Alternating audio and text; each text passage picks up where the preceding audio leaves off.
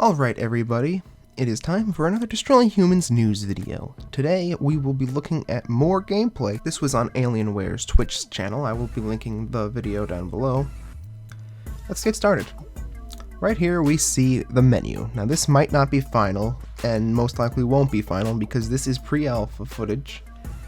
And yeah, this is probably just for E3. Mission titles are returning. This is for Destination Earth, as you can see, and let's take a little bit of a comparison.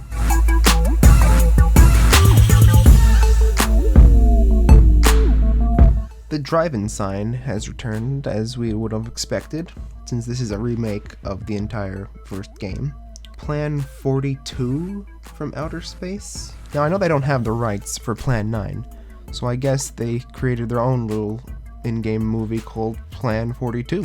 But this is just an assumption. A cow has seen Crypto's saucer, and the cow probably wishes they didn't wake up this morning. Crypto emerges from his saucer, and then proceeds to step in a pile of cow poo. How lovely. This is our first look at the on-foot gameplay, and our first time seeing Crypto's new dash ability in action, and his new big jetpack. Cortex scanning is now mapped to the Y button on an Xbox controller, but on the PC version, or maybe even the console versions, we may be able to remap the controls to our liking.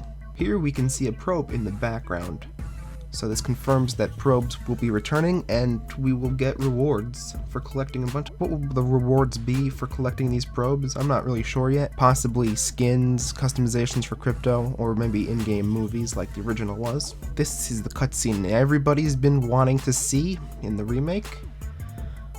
Let's play it.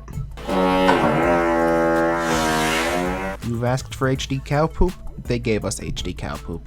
PK is now mapped to the right bumper, kind of like how Saints Row 4 is with its superpowers. However, it doesn't show any tutorial message of how to safely put things down. I don't know why you'd want to do that.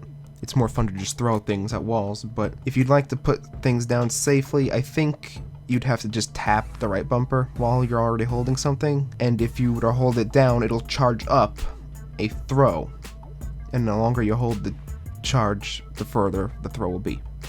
And it also doesn't seem like we can move things closer or further away like the first two dot games. Harold Turnipseed looks like a cartoonish fool, and either they're gonna change this or we're gonna have to get used to it, and we're probably gonna get used to it, to be honest. Zap-O-Matic has a new icon. I like this new icon for it, and it seems that we will be switching weapons with the left bumper. I don't know why it would be the left bumper considering there's only 4 weapons, and the D-pad would be the perfect way to change the weapons. But this is still early alpha, and it is subject to change. Brain extraction is now mapped to its own button, much like Path of the Furon was. I don't know if transmogrifying objects will be a feature. We haven't seen it yet, but personally I'd rather transmogrify things into ammo rather than looking for the ammo pickups in random locations of the map. Martha Turnipseed makes her appearance.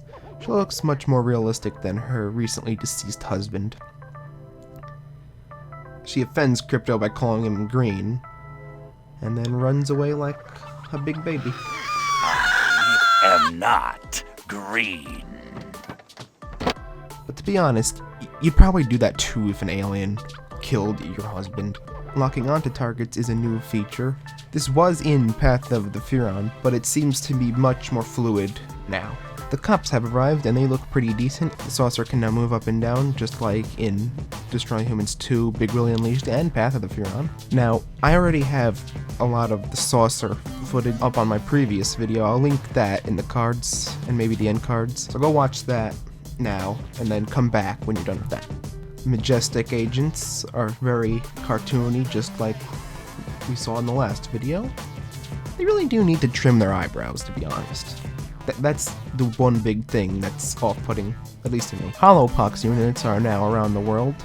He's here to give gameplay tutorials. Also, the world will be open. We will probably have to use the saucer to get to the different cities, which is faster, but I'm unsure if all the 6 worlds are in the same map. It'd be awesome, but if that's the case, there would be a lot of empty space in between the areas, and I'd much rather just get into the saucer and fast travel to the different places and load them in, much like all the past Destroy Humans games. Crypto now has a new glide mode with his jetpack. It allows him to glide around close to the ground. It'll speed him up, and this eliminates the need to have a sprint button. Because, to be honest, who needs a sprint button, or even a jump button, when you have a jetpack? New side missions with 3-star ranking systems. I feel like I'm going to get very frustrated to get all 3 stars on the later ones in the game. And these side challenges have multiple goals, and these will help to get the 3 stars. An interesting feature here is you could zap a hay bale and then it'll catch on fire. While it's on fire, you could use your PK to pick it up and throw it at people. So you basically got a fireball, which is really awesome. Zapping people shows a visible skeleton, and their health bar appears on top of their head. PK weapons and jetpack can be used together, much like Path of the Furon. So this game is going to be very fun. And the controls, when I first looked at them, I thought they were pretty weird. But as I watched this video again a couple times, I'm starting to think that these controls, I'm going to get used to them, and I'm going to prefer them over the original game's controls. But anyway, I'm going to end the video here. Thanks for watching. Drop a like on the video, subscribe, and I will see you in the next Destroy Humans news video. And yeah, I'm excited for the Jumbo Probe too!